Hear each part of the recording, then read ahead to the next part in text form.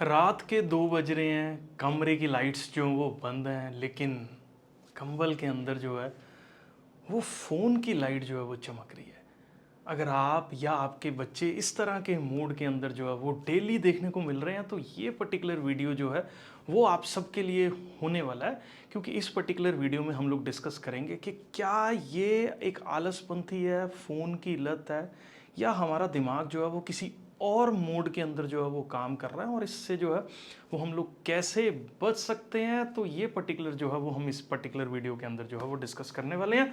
तो अगर आप समझो तो रात का मिडनाइट सीन जो है वो ये चल रहा है कि लाइट्स बंद है, कमरा एकदम शांत है, इतनी शांति है कि दिमाग उस पर्टिकुलर शांति को जो है वो सहन नहीं कर सकता, वो उस शांति से जो है वो दौड़ रहा है। और कमरे के अंदर ब्लैंकेट के अंदर जो स्क्रीन है वो चल रही है, वो आपको एस्केप कर रही है उस पर्टिकुलर मोड से। तो ये एक डिसिप्लिन प्रॉब्लम नहीं है, ये एक बहुत तगड़े लेवल पे जो है वो सबकॉन्शियस माइंड के अंदर जो है वो प्रॉब्लम चल रही है। इसकी वजह से क्या क्या चीज़ें जो है वो देखने को मिलती हैं। जब भी सुबह बच्चे उठते हैं तो बहुत ज़्यादा एक्सट्रीम एंगर जो है, बहुत ज़्यादा गुस्सा जो है वो उनके अंदर देखने को मिलता है, बहुत ज़्यादा चिड़चिड़ापन जो है वो होता है, और एकदम से रिबेलियन की तरह जो है वो एक्ट करते हैं और आपकी बात जो है वो नहीं सुन रहे हैं।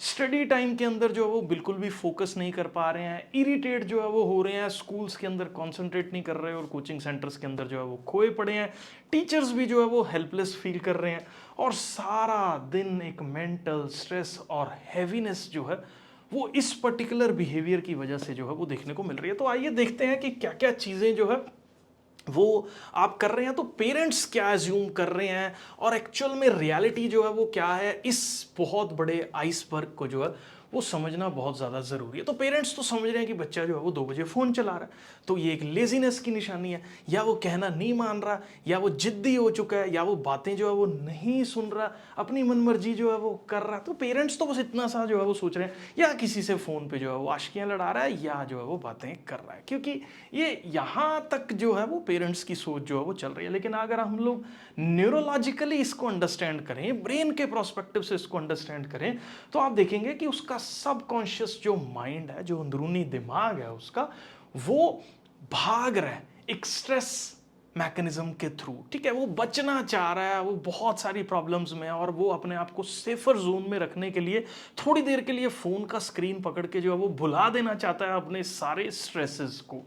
और वो जो फियर है, जो ओवर थिंकिंग है, उससे दौड़ रहा है, क्योंकि उस दिमाग के अंदर जो है वो न्यूरोलॉजिकल रियलिटी ये है कि बच्चा जो है वो डूबा हुआ है बहुत ज़्यादा डर के अंदर, और बहुत ज़्यादा जो है वो बच्चा सोच रहा है। ठीक है, और एक बहुत ज़्यादा हाई वेव या फ्रीक्वेंसी पे जो है वो उसका दिमाग जो है वो काम कर रहा है, और नेचुरल स्लीप जो है वो उस बच्चे को आ नहीं रही है। तो ये इसकी न्यूरोलॉजिकल प्रॉब्लम्स हैं, और पेरेंट्स इस चीज़ को कैसे जो है वो समझ रहे हैं वो हमने जो है वो डिस्कस कर लिया। तो एक्चुअली 3 प्रेशर से जो है वो बच्चा गुजर रहा है। सबसे पहला एकेडमिक कोचिंग का प्रेशर है, मार्क्स का प्रेशर है, स्कूल्स का प्रेशर है, कोचिंग सेंटर्स का प्रेशर है, पीयर प्रेशर है, सोशल इमेज बहुत ज़्यादा जो है वो बच्चों के लिए ज़रूरी है। ठीक है, आसपास के बच्चे कुछ कर रहे हैं, हमें कुछ करना है, उसने ऐसे कर लिया, मैंने ऐसे अचीव नहीं किया, वो यहाँ पे चला गया, वो यहाँ घूम रहा है, वो यहाँ खा रहा है, मैं ये नहीं कर रहा, उसके पास बाइक है, मेरे पास अच्छी बाइक नहीं है।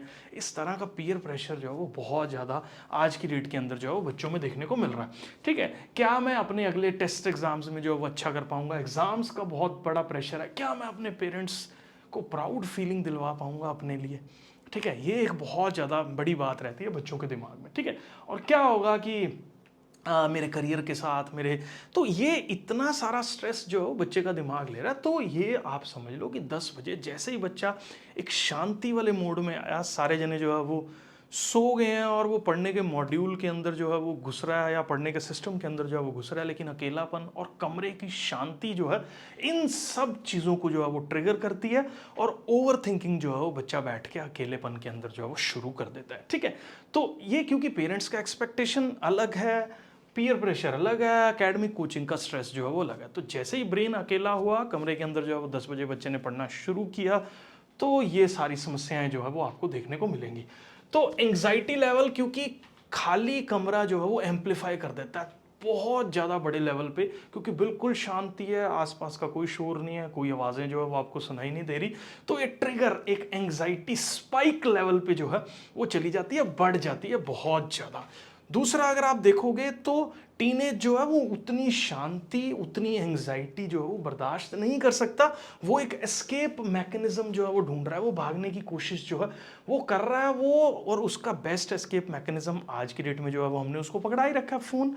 तो वो क्या करेगा, फ़ोन जो है वो पकड़ लेगा, क्योंकि साइलेंस के अंदर जो है वो उसको स्क्रीन एक टेम्परेरी डोपामीन जो है वो देगी, और वो डोपामीन जो है वो उसको एंग्जाइटी लेवल से जो है वो बाहर निकालेगा, और उसको ऐसे लगता रहेगा कि वो अब जो है वो थोड़ा रिलैक्स फील कर रहा है, क्योंकि डोपामीन का सीक्रेट होना उस पर्टिकुलर सिस्टम को या उस पर्टिकुलर मैकेनिज्म को जो है वो टेम्परेरीली आप देखोगे तो थोड़ा रिलीफ मूड के अंदर जो है वो डाल देता है। लेकिन धीरे धीरे इतना ज़्यादा डोपामीन का जब ड्रिप दिमाग के अंदर चलता रहता है तो दिमाग एक हाई फ्रीक्वेंसी जोन के अंदर जो है वो एंटर कर जाएगा, और बच्चा जो है वो सो नहीं पाएगा।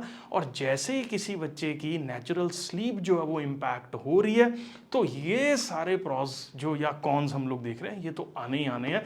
इस चीज़ को जो है वो पेरेंट्स को अंडरस्टैंड करना पड़ेगा, क्योंकि बेस्ट सर्वाइवल जो है वो आप समझो कि दिमाग को सही करने के लिए वो एक नेचुरल स्लीप है, जो कि इस तरह के बच्चों की जो है वो बायोलॉजिकली इम्पॉसिबल है। अपने आप नींद आना जो है वो इम्पॉसिबल है, या स्क्रीन देखते देखते जो है वो हाई फ्रीक्वेंसी जोन में नींद आएगी, दिमाग जो है वो वेवरिंग करता रहेगा बहुत ज़्यादा। कोई गेमिंग कर रहा है, बीजीएमआई खेल रहा, तो उसको रेसिंग के ही सपने आते रहेंगे, क्योंकि दिमाग शांत हुआ ही नहीं।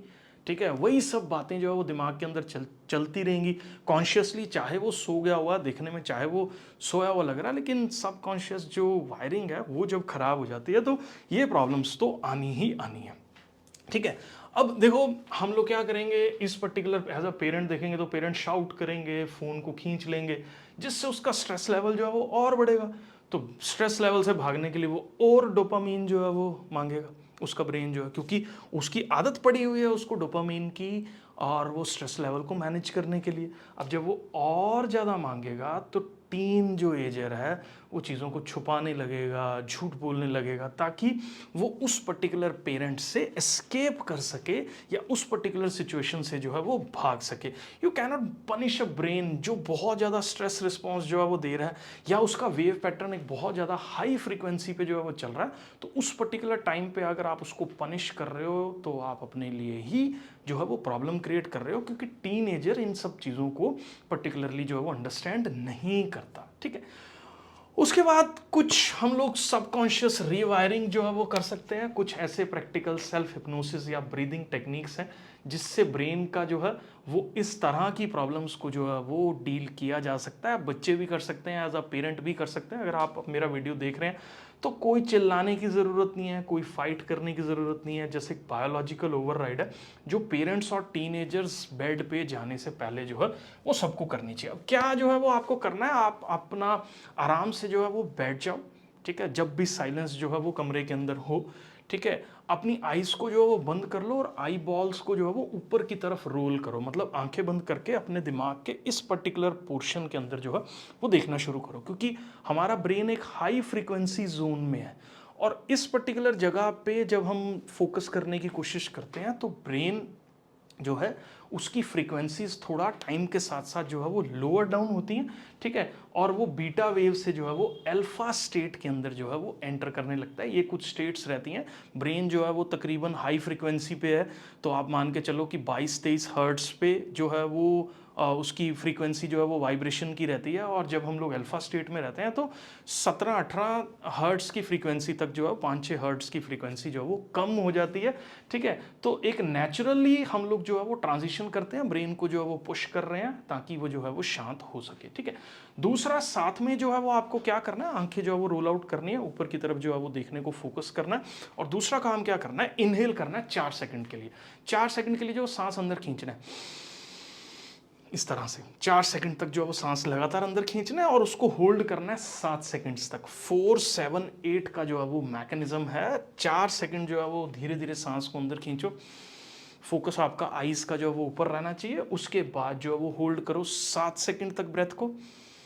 7 सेकंड तक ब्रेथ को जो है वो होल्ड करके रखना है और उसके बाद जो है वो 8 सेकंड्स में धीरे धीरे धीरे धीरे जो है वो ब्रेथ को जो है वो आपको रिलीज करना है। इससे क्या होगा, ये साइकिल जो है वो स्लो होगा लेकिन ये धीरे धीरे आपकी मेंटल एंजाइटी को जो है वो कम कर देगा। और ये पर्टिकुलर चीज को जो है वो एटलीस्ट 2 से 3 मिनट के लिए जो है वो करोगे तो आपका ब्रेन जो है वो ओवर थिंकिंग कम कर देगा।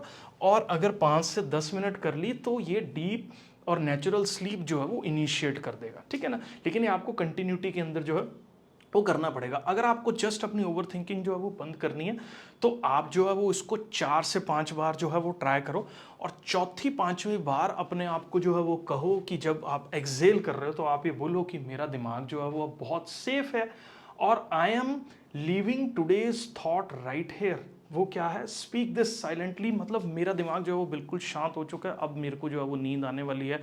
या मैं जो है वो जो भी आप उस टाइम पे जो है वो सोच रहे हो या जो भी आपको प्रॉब्लम थी वो ठीक हो गई हुई है और मैं उससे बाहर निकल गया हूँ और अब मेरा दिमाग जो है वो शांति के लेवल पे जो है वो एंटर कर रहा है, ठीक है। तो इस तरह की ब्रीदिंग एक्सरसाइजेस ब्रेन को जो है वो रिलैक्स करती हैं और डेली प्रैक्टिसेस जो है वो आपको थोड़ा सा कंट्रोल देंगी अपने सबकॉन्शियस ब्रेन का, जिससे आप धीरे धीरे जो है वो इन सब चीज़ों से जो है वो उभर पाओगे। क्योंकि सुपरफिशियली देखने में ये चीज़ें कुछ और लगती हैं, एक्चुअल रियलिटीज़ अगर आप देखोगे तो ये सबकॉन्शियस रीवायरिंग जब दिमाग के अंदर इस तरह की हो जाती है तो ये प्रॉब्लमेटिक जो है वो होगा। इसके सॉल्यूशंस ना तो गुस्से से, ना एंगर से, ना मार से, ना कुटाई से जो है वो होने वाले हैं। अंडरस्टैंडिंग अगर आप ब्रेन वेव पैटर्न्स की कर लो तो ये सब चीज़ें जो है वो बहुत सही हो जाएंगी। बाकी ये जो है वो डिक्की इंस्टीट्यूट के अंदर जो है वो हमने काउंसलिंग सेंटर्स जो है वो एक स्टार्ट किया है, जिसमें टीनेजर्स को बहुत सारे मेंटल स्ट्रेसेस से जो है वो हम लोग बाहर निकालने के लिए बहुत सारी टेक्निक्स जो है वो देंगे, जिसके अंदर हमारे 20 मिनट्स के सेशन और 40 मिनट्स के सेशन भी जो है